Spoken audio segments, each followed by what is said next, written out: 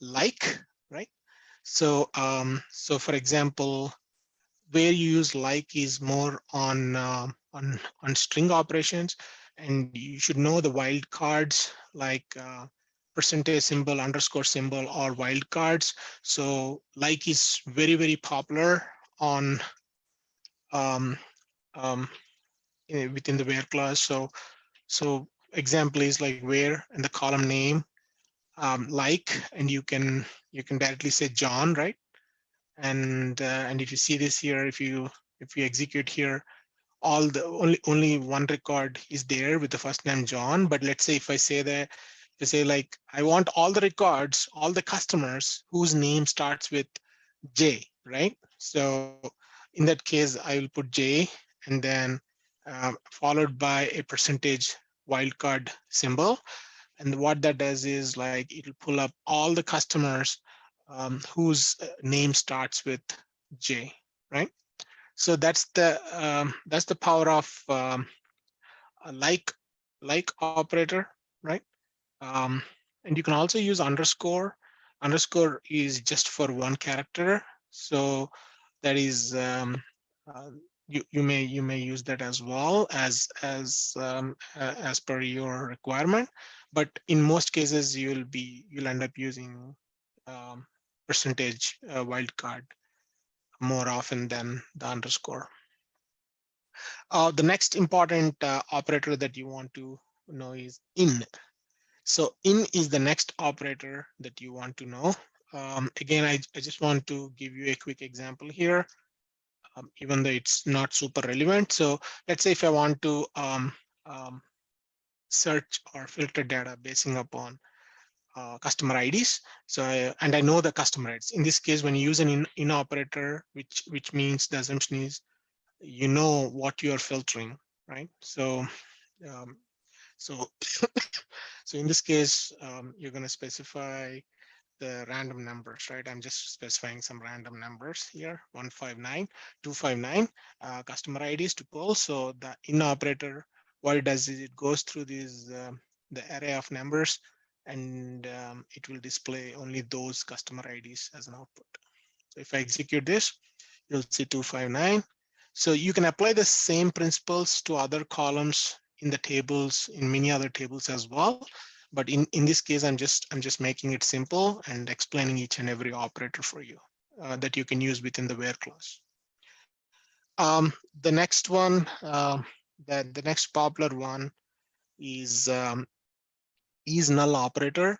So in here, I don't have an example, but I'll try to explain to the best of my ability.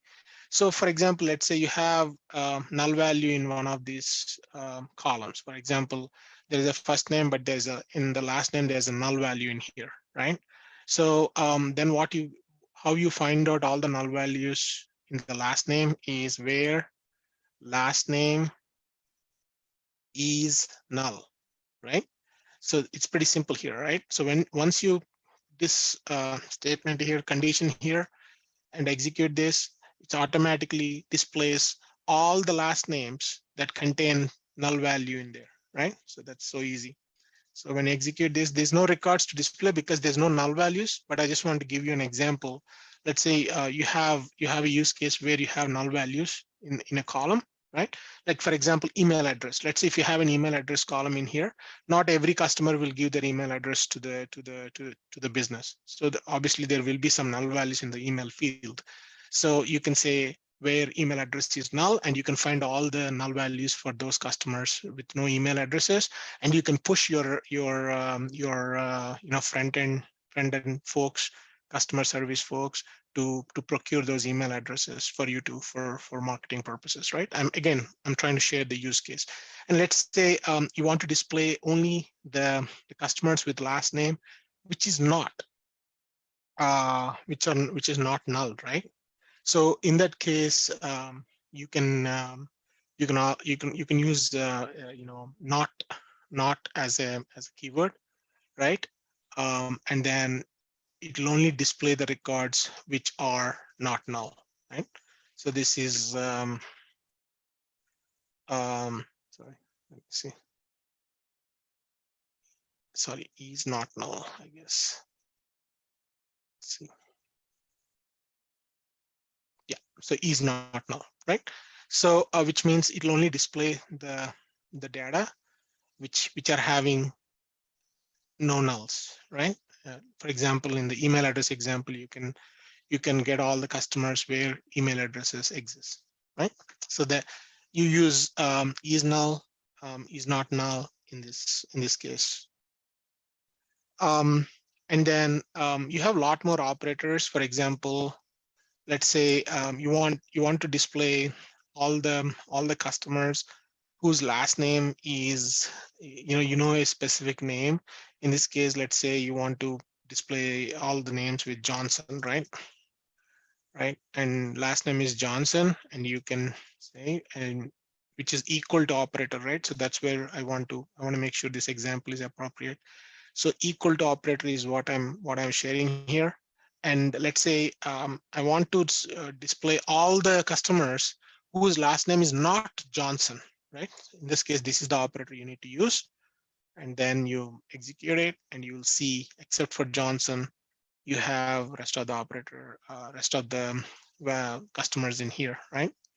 And let's say you want to display all the customers whose customer IDs are less than 4, right? Right, and so there is the less than operator is here, so where you can so if you observe here, so we get the output as 1 2 3. Where you use less than operator is like, for example, when you are looking at the sales data again, same example as before, you can use like less than. I want to get all the customers whose sales are less, sales is less than like $100 or something like that, right? So, and you pull up all those customers who are less than $100. Same thing, like if you want to know like all the customers are greater than 4, right? You use the greater than operator, and you get all the customers who are above 4. And you also have like, but if you see, like, you missed out 4 on both occasions, right? Less than and greater than. So if you want to include 4 into your search, then you need to use greater than or equal to, and it automatically searches, adds 4 into your display as well, customer display as well. Same thing if you want to do like less than or equal to 4, that's another operator, and you display all the customers with customer ID less than or equal to 4. So those are the operators that you'll be using a lot. Definitely you'll be using a lot you know um, in your SQL queries day to day. So along with the where clause. So